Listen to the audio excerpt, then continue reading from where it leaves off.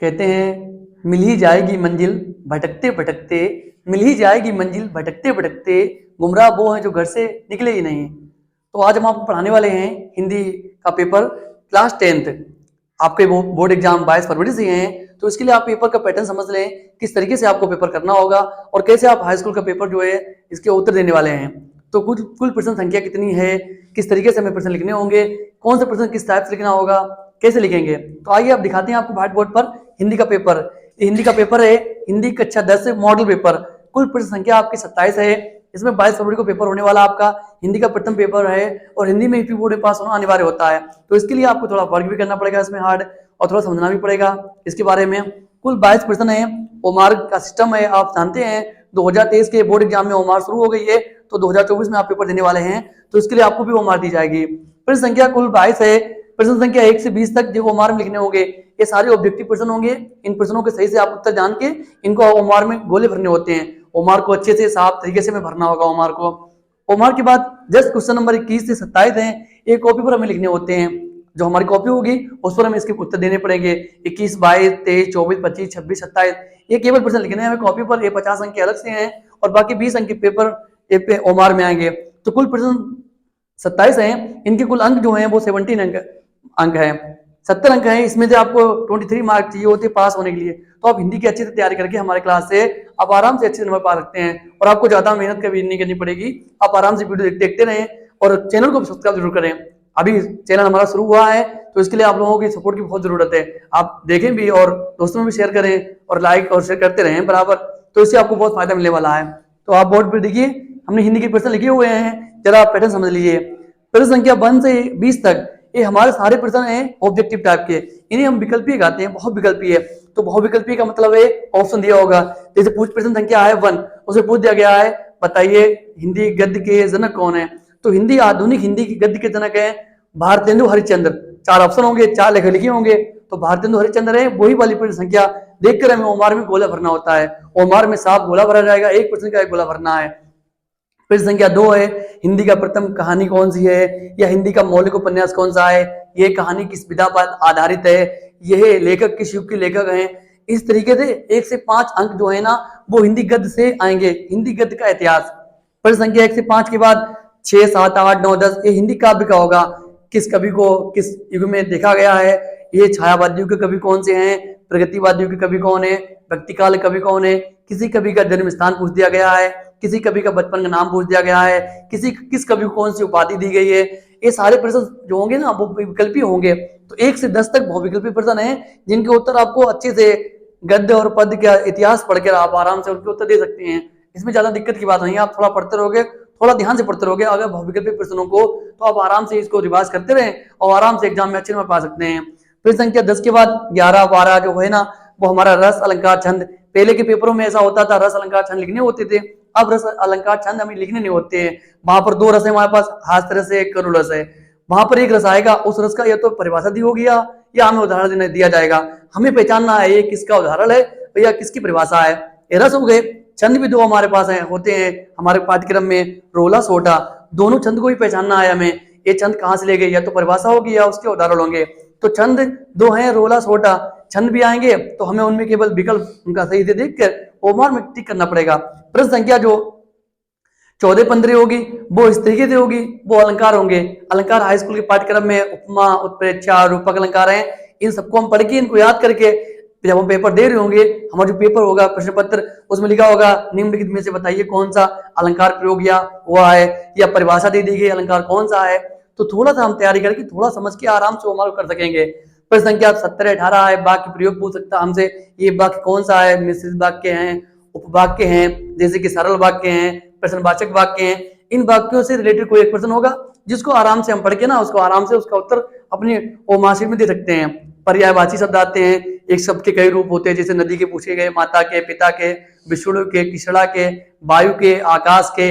ये पर्यायवाची हम याद कर लें और इन्हीं के अकॉर्डिंग हमें पेपर पूछा जाएगा बताइए निम्नलिखित में से कृष्ण का पर्यायवाची कौन सा है। तो ऑप्शन नीचे दिए होंगे, हम देख लेंगे और अपने ओमार टिक लगाएंगे।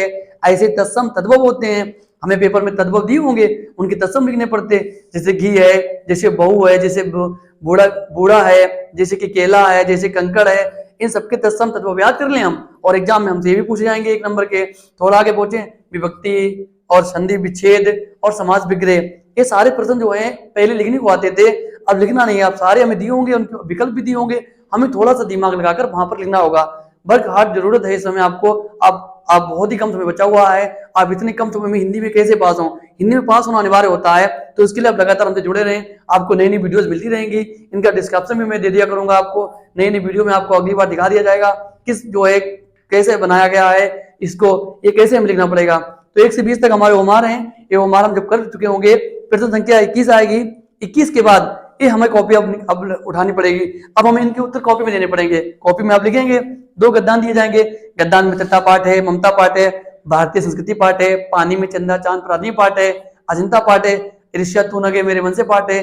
इन्हीं पाठों से कोई 2 प्रश्न आएंगे, एक प्रश्न का हमें उत्तर देना पड़ेगा, लेकिन प्रश्न उत्तर देना है, इसका मतलब है गद्दांश और 2 होंगे, तो गद्दांश के नीचे प्रश्न 3 होंगे, एक संदर्भ, एक व्याख्या और एक प्रश्न उसके अंदर ढूंढना पड़ता है। तो आप अच्छे तरीके से 2-4 पाठों को याद करके समझ के आप आराम से गद्य खंड का जो प्रश्न है वो 6 अंक आराम से प्राप्त कर सकेंगे। प्रश्न संख्या 22 है। 22 में 2 पदान दिए होंगे, पदान से रिलेटेड कोई प्रश्न आएगा, जैसे पदांश पद पाठ है सूरदास जी का, एक पाठ धनुष भंग वन पद पर तुलसीदास जी का पाठ है, एक सवैया रसखान का पाठ है, एक पाठ है बिहारी का भक्ति और नीति, ये पाठ है। इन्हीं पाठों में कोई पदांश 2 आ गए, एक पदांश का हमें लिखना पड़ेगा संदर्भ, उसी का व्याख्या, उसी का काव्य सौंदर्य, और 2 प्रश्न होंगे। वो प्रश्न जो है हमें पदांश के अनुसार जो है उनके उत्तर देने पड़ेंगे। जी हमारा हिंदी के पदांश हो गया, हमें इसके उत्तर देने हैं, ये भी 6 अंक का आएगा, ये भी 6 अंक का आएगा। अगर आप हिंदी गद्य और काव्य के पाठों को पढ़ लेते हैं, लेखों को पढ़ लेते हैं, पाठों कहानियां पढ़ लेते हैं और समझ लेते हैं, तो आप आराम से इजिली से प्रश्न जो है ना दोनों कर सकते हैं। प्रश्न 23 है, ये हमारा लेखक और कवि परिचय है। लिखा होगा प्रश्न 6 का 23 का निम्नलिखित लेखकों में से किसी एक लेखक का जीवन परिचय दीजिए और रचना उसकी लिखिए। तो यानी कि लेखक हमारे पास है आचार्य रामचंद्र शुक्ल, जयशंकर प्रसाद, डॉक्टर राजेंद्र प्रसाद, ये 3 लेखक हैं। इन लेखकों को हम अच्छे से पढ़ लें, इनका साहित्यिक परिचय पढ़ लें, इनका साहित्य में योगदान क्या है, इनका जन्म कब हुआ, मृत्यु और इनके बारे में रचनाएं पढ़ के आप आराम से जो है एक लेखक का जीवन परिचय देकर रचना लिखकर आराम से 5 अंक प्राप्त कर सकते हैं। इसी तरीके से कवि महादेव वर्मा है कवियत्री, जैसे जयशंकर प्रसाद अब कवि भी है लेखक भी हैं, लेकिन हमारे पास ये लेखक है यहाँ पर। और दूसरा हम याद करें सूरदास जी, जैसे कि हम याद करें बिहारी जी का पाठ, कहते ना तुलसी सूर बिहारी, अभी जी बहुत ही ज्यादा इंपॉर्टेंट है। अगर हम इनको सही से पढ़ लेंगे समझ लेंगे तो अब आराम से हम जो इनका भी जीवन परिचय और रचना लिखकर आराम से 5 अंक प्राप्त कर सकते हैं। ये हमारा हिंदी का प्रश्न नंबर 23 का लेखक साहित्यिक का परिचय देना था, हमें कवि का परिचय देना था और इनकी रचना लिखनी थी। इसके बाद प्रश्न संख्या 24 है, ये संस्कृत गद्यांश है।